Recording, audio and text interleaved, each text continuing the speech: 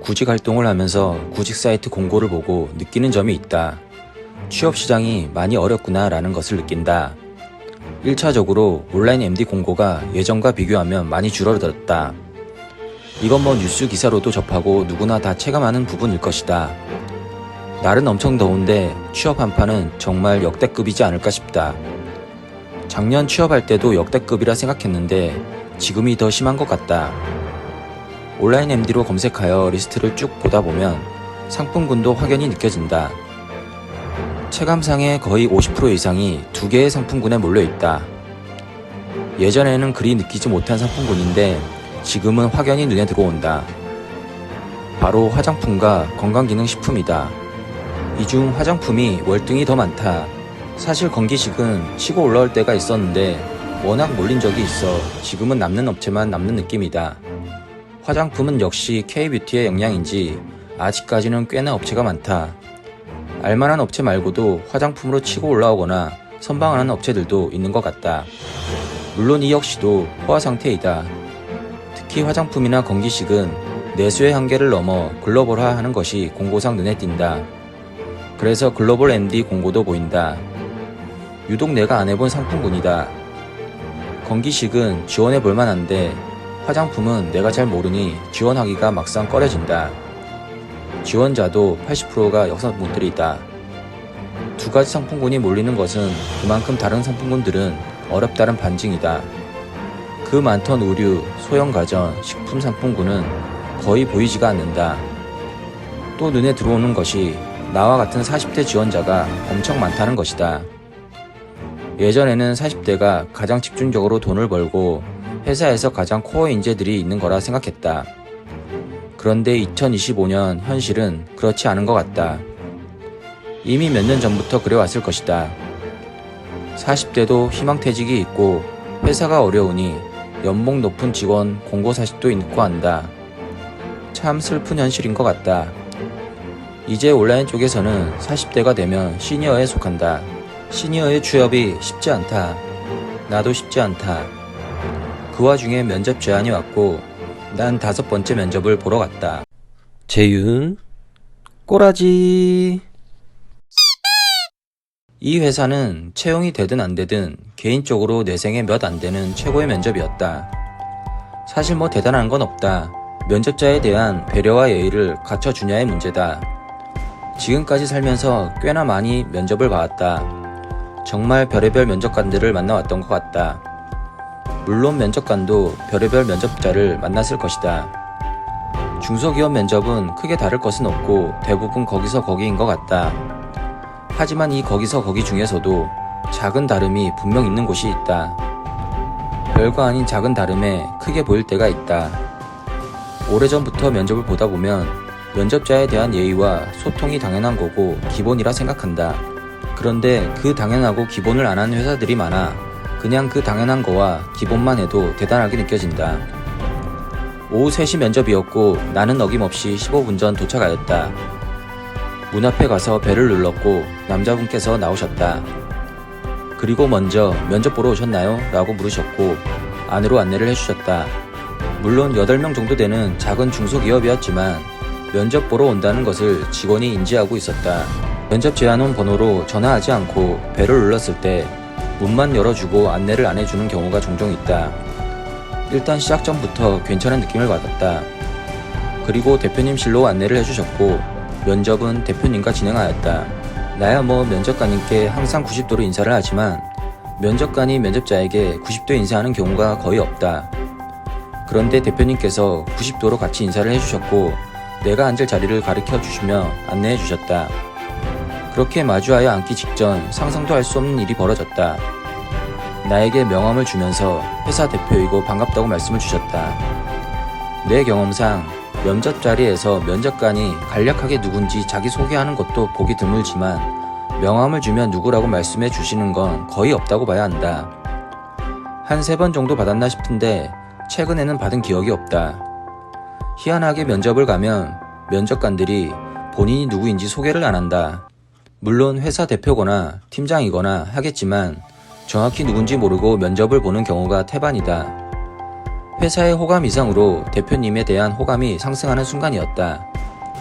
그리고 처음 문 열어주셨던 남자분께서 캔 음료와 유리 머그잔을 같이 주셨다. 날이 더워 목이 말랐지만 면접 자리에서 음료를 컵에 따르는 것도 뭔가 좀 그래서 가만히 있었다.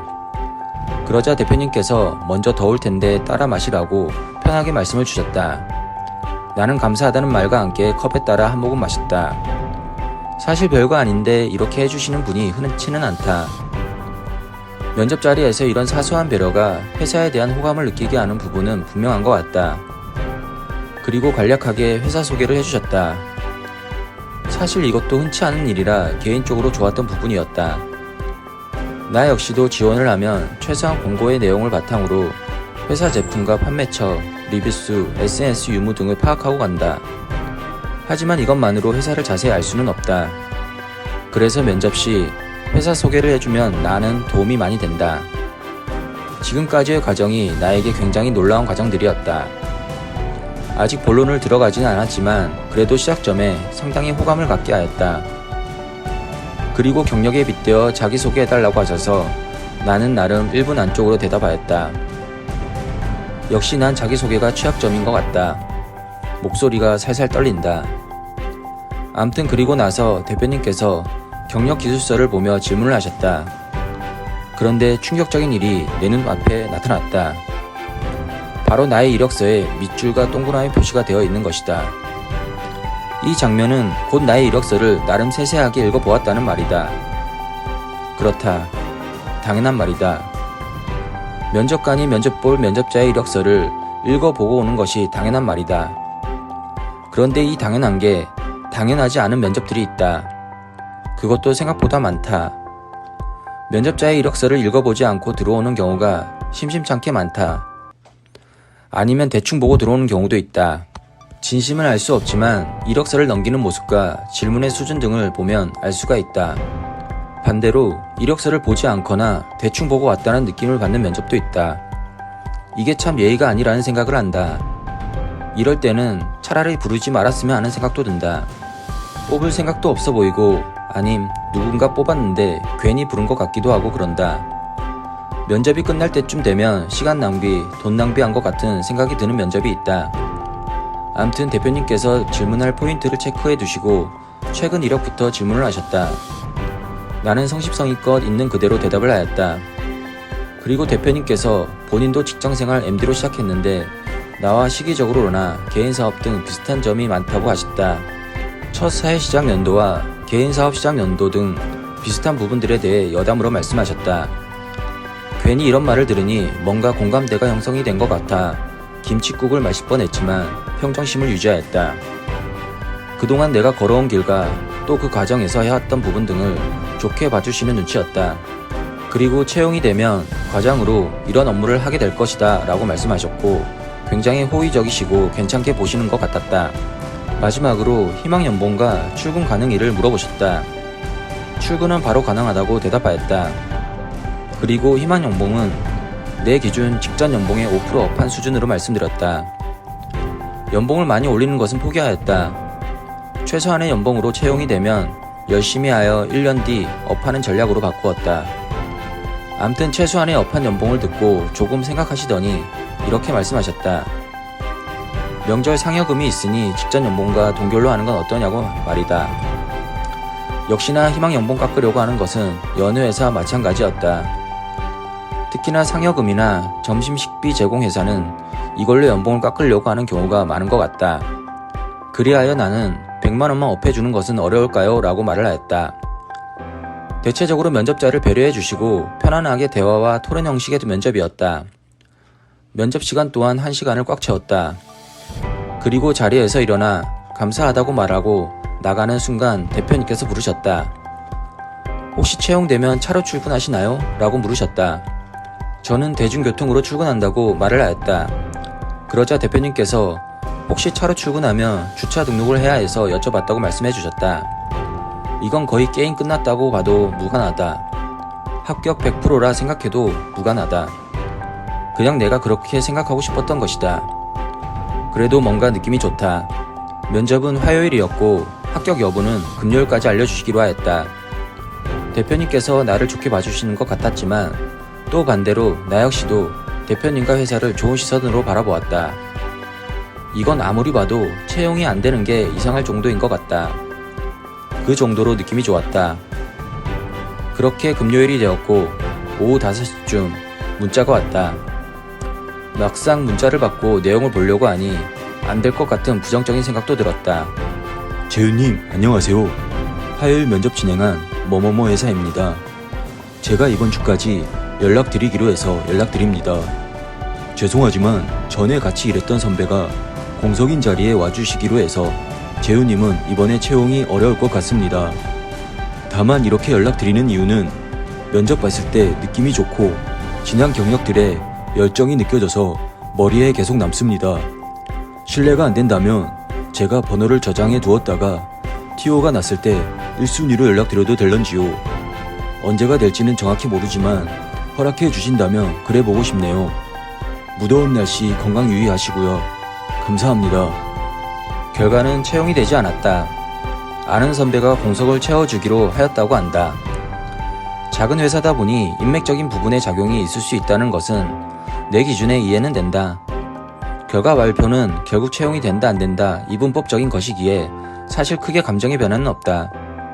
그리고 문자 내용에 나에 대한 느낌이 좋고 열정이 느껴져서 머리에 남는다고 하셨고 내 번호를 저장해두고 추후에 인원 충원 시 1순위로 연락드리고 싶다는 말씀을 하셨다.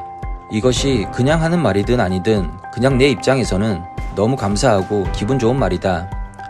나 역시도 대표님에 대한 기억이 너무 좋았기에 더더욱 감사한 문자라고 생각한다. 그리고 나도 장문의 문자로 답장을 드렸다. 안녕하세요 대표님. 저 또한 대표님과의 면접이 다른 면접과 달리 기억에 남고 되게 감사함을 느끼는 자리였습니다. 채용이 안 됐지만 대표님과의 면접은 다른 누군가에게 자랑하고 싶을 정도로 기억에 남을 겁니다.